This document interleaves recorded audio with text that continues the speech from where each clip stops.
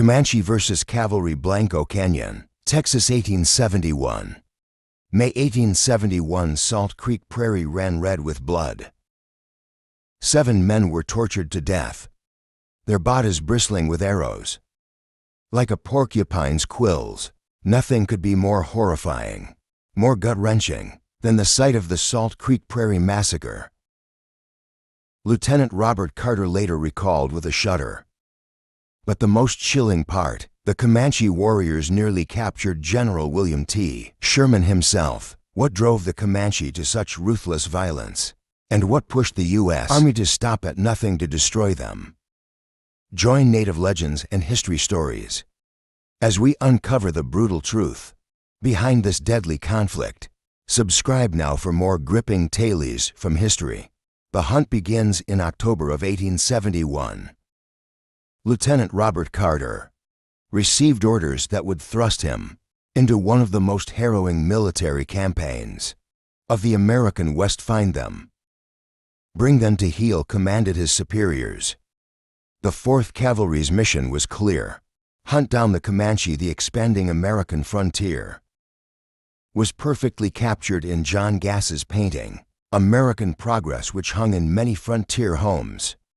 In this idealized vision, settlers moved westward like an unstoppable tide, backed by railroads, telegraph lines, and the full might of the United States before them. Native Americans in Buffalo retreated into the shadows of history. This was no mere painting. It was prophecy, policy, and pride wrapped in canvas. President Grant's Indian policy hinged on assimilation. In a private letter to General Sherman, Grant had written, "We must protect them from white encroachment while guiding them toward Christianity and civilization." These weren't just words. The very same terms appeared in his inaugural address. Grant genuinely believed his approach was humane, a gentle hand guiding Native peoples toward what he considered a better life. But what happens when people reject your better life? They don't want your God, they don't want your ways. A frontier soldier wrote in his journal, "And they'll die before they accept them." The Comanche resistance. Among those who most fiercely resisted were the Comanche, a people the U.S. military classified as the most powerful and dangerous of all Indian tribes. This was in hyperbole.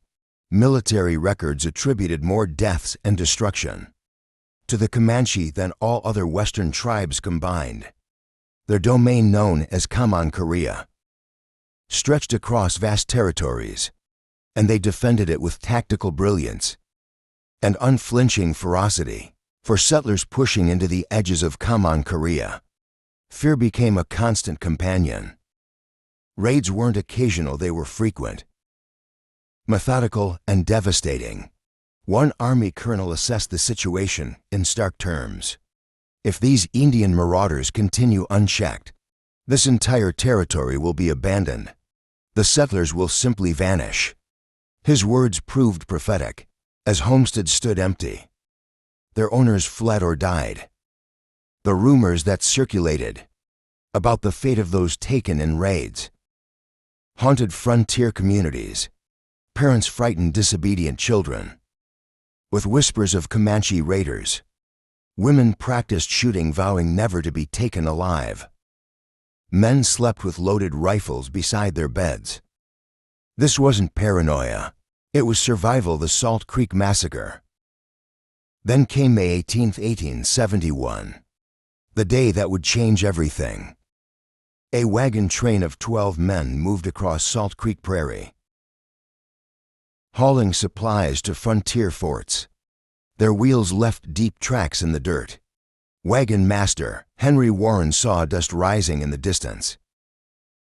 Moments later, over 100 Kiowa and Comanche warriors rode toward them, their ponies kicking up the ground. "Run, there's too many," Warren shouted. 5 teamsters managed to flee into the brush. The warriors, more interested in the valuable supplies, didn't pursue. One man, Samuel Elliott, raced 18 miles to Fort Richardson, his horse lathered and heaving. "They've got the others," he gasped to the soldiers at the gate. "For God's sake, send help." A rescue party discovered a scene of horror. Lieutenant Robert Carter later wrote, "There could be nothing more appalling, heart-rending, or sickening to the human senses than the spectacle of the Salt Creek Prairie Massacre. 7 men lay dead, their bodies bristling with arrows. Some were decapitated, their scalps taken as trophies. The earth beneath them had turned dark crimson. A fiery death. Evidence showed that one man had fought back fiercely. For this defiance, the warriors captured him, stripped him naked, and tied him spread-eagle to a wagon wheel. Slowly, deliberately, they built a fire beneath him, roasting him alive. His remains told a story too horrific to describe. In official reports, Sherman's close call. In a twist of fate that same day, the Warren wagon train had encountered General William T. Sherman himself, traveling with a small escort of 20 soldiers.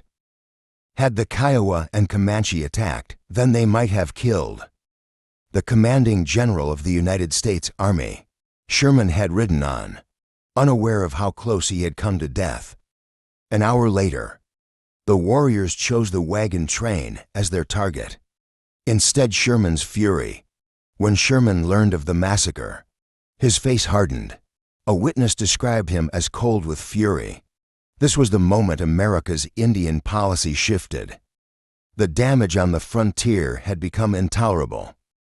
Settlers had been pleading with Sherman for years to stop the raids, claiming hundreds of deaths.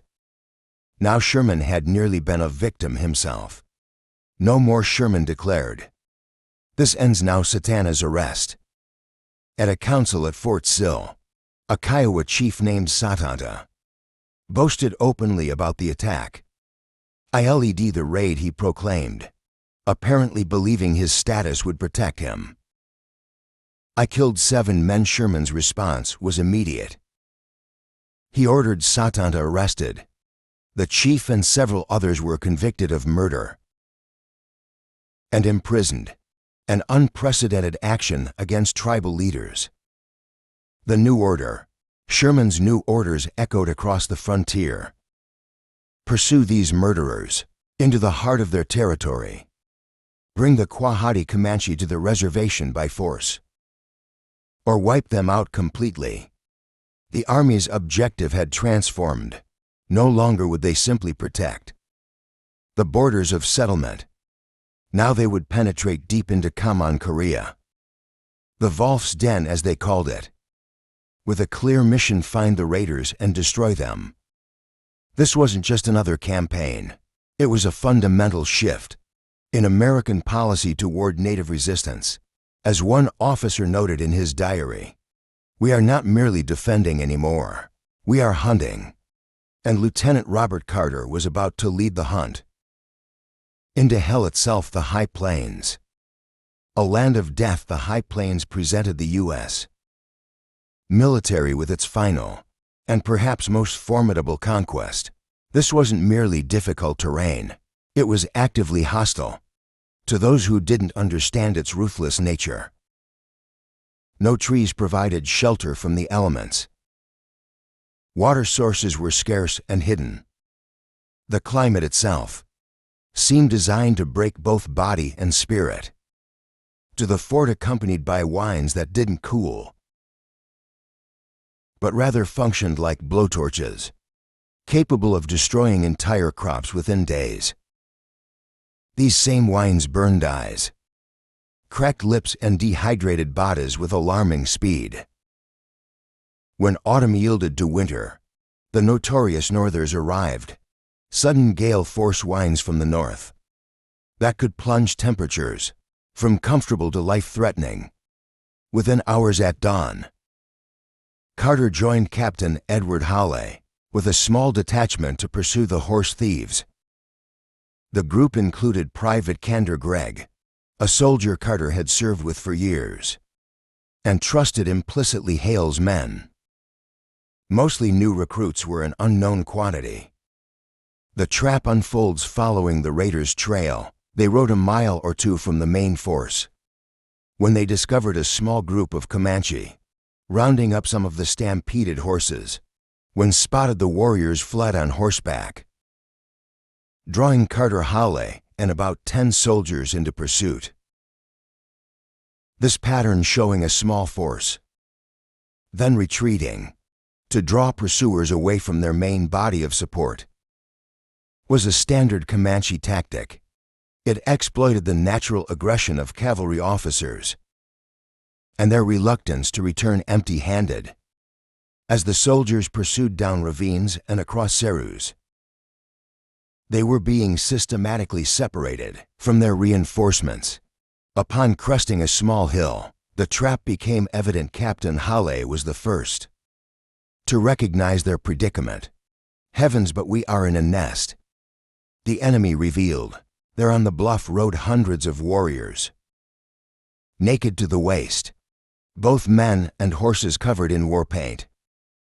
Many wore the distinctive war bonnets and feathered headdresses that signified accomplished warriors. Carter's tactical assessment was immediate and stark. There was no cover where they stood, and they faced overwhelming numbers. He ordered the men to spread into a line to protect their flanks and began a slow, disciplined retreat toward an arroyo that offered some protection.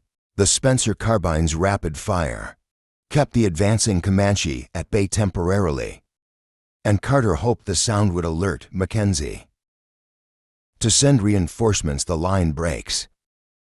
What happened next revealed the limitations of military discipline. Under extreme stress, 2 of Hale's new recruits broke formation and fled in panic, compromising the defensive line. Carter and the remaining men continued fighting, but their position was deteriorating rapidly.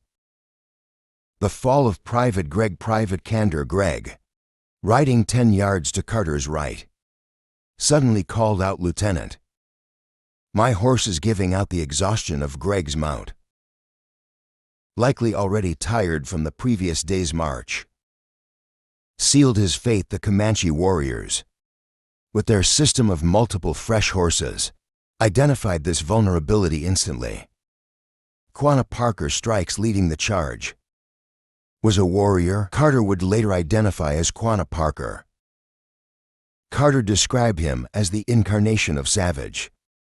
Brutal joy. His face was smeared with black war paint, which gave his features a satanic look.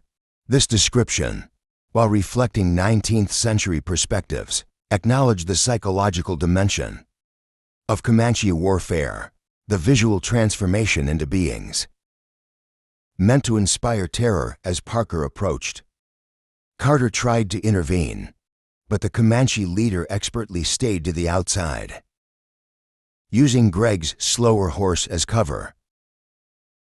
Carter shouted for Gregg to draw his sidearm, but it was too late. Parker rode alongside, placed his pistol to Gregg's head, and fired. Carter watched helplessly as Private Gregg fell dead from his horse. What he would later call the second tragedy of Blanco Canyon, the unexpected withdrawal, in a move that puzzled the soldiers. Parker and his warriors immediately withdrew, without stopping to take Gregg's scalp or weapons. Traditional practices that would have been expected. The reason soon became clear as a cloud of dust appeared on the horizon. Mackenzie had heard the gunfire and was approaching with the main force. The warriors' abrupt retreat suggested another dimension to their strategy. Carter recalled hearing women's screams during the earlier fighting, an indication that the Comanche village was nearby. Parker wasn't just leading a raiding party, he was buying time for his people to evacuate. While warriors on fresh mounts could easily evade soldiers, moving an entire village of women, children, and elders required more time. The chase to Cap Rock.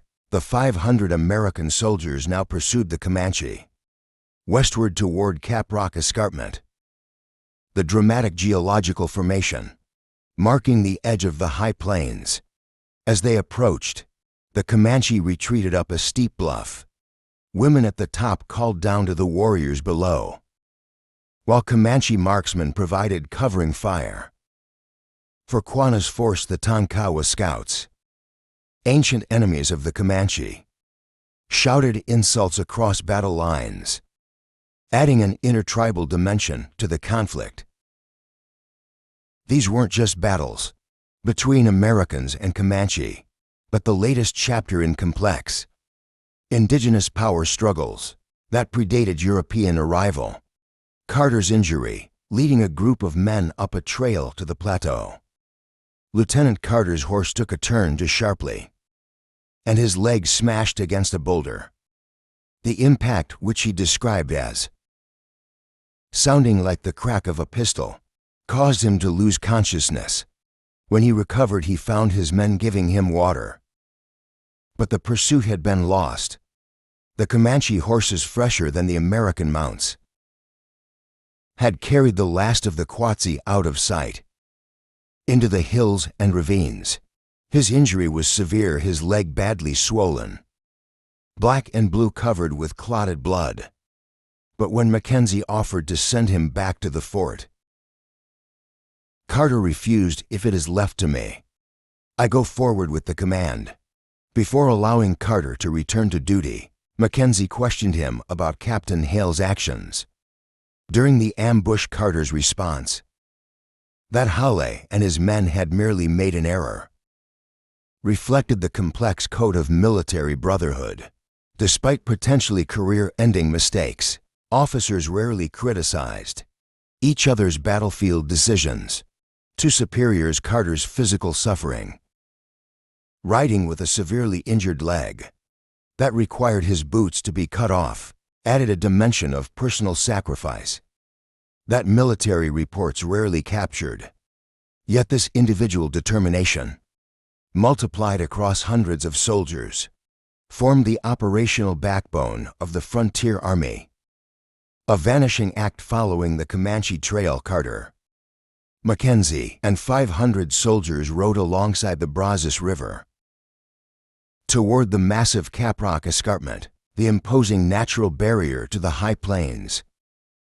Late in the afternoon, as the canyon opened into a valley, they discovered what they had been searching for: the remains of the main Comanche village. The site stood empty, yet told a remarkable story of tactical evacuation. In mere hours, the Kawaki had moved over 1,000 people, more than 3,000 horses, and hundreds of lodges. Lodge poles and heavier valuables lay scattered on the ground, clear evidence of a hasty departure. Carter noted with admiration how a community of this size had vanished so completely, leaving just enough trace to confirm their recent presence. The Comanche edge. This abandoned village revealed a core truth about Comanche power.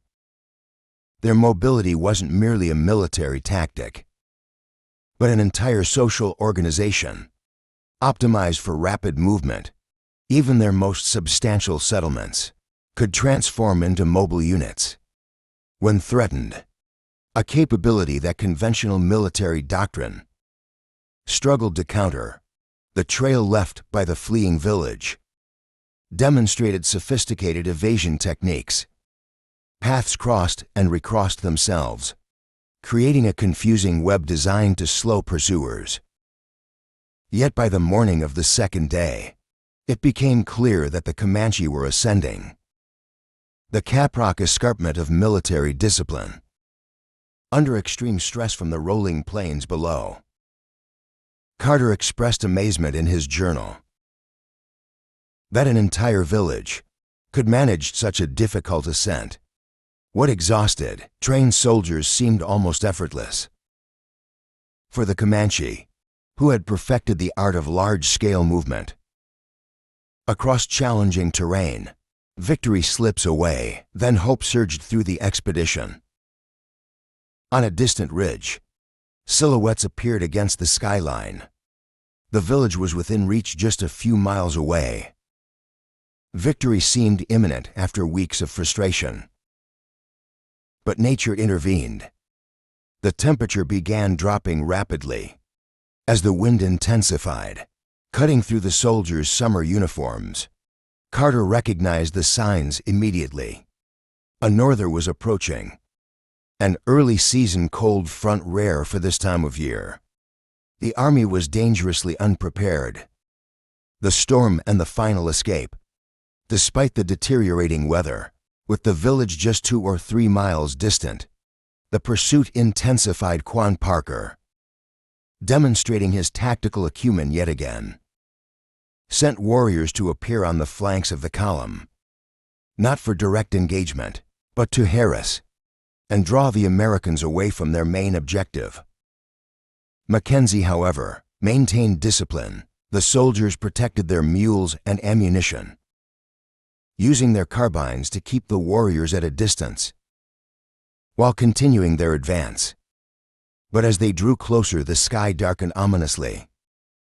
The wind-howled temperatures plunged below freezing, and powerful gusts buffeted the column. In the 11th hour, with sleet and snow falling, Mackenzie made the difficult decision to halt the pursuit. Carter was furious. Despite the storm, he believed this was their chance to finally corner the Kahiti. But Mackenzie assessed the situation differently. The storm was worsening. Men and horses were exhausted from days of long marches. And unlike the Comanche, they had no fresh mounts in reserve. Retreat and reflection. The norther intensified through the night. Some Comanche warriors lingered at the camp's edges, but departed when it became clear the soldiers wouldn't resume pursuit. The expedition's focus shifted from capturing enemies to basic survival as sleet and snow turned to hale that pelted animals and left bruises on the soldiers' bodies. With animals suffering from thirst and rations dwindling, Mackenzie faced the inevitable. Carter later wrote, "The Comanches, by that lucky storm for them, still had a night's march ahead of us, so he prudently but most reluctantly turned back." The frustration was palpable at every turn. The Comanche had stayed one step ahead, and when victory finally seemed within grasp, weather had denied them. Mackenzie's anger manifested during the return journey to Blanco Canyon, when Tonkawa scouts discovered 2 Comanche stragglers and cornered them in a ravine. Mackenzie rushed recklessly to the front and took an arrow to the leg. Before the 2 warriors were overwhelmed, the beginning of the end. By conventional military measures, the expedition was a failure. The primary objective, to capture or destroy the Kauai village, had not been achieved yet. This campaign marked a pivotal shift in U.S. military strategy. The Comanche strength that had dominated the southern plains for generations was revealing its limitations.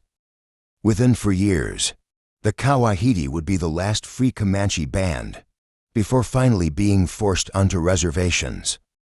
The snow that saved the Kawahiti in October 1871 had only postponed the inevitable. History turns on small moments: a midnight raid, an injured leg, a sudden storm.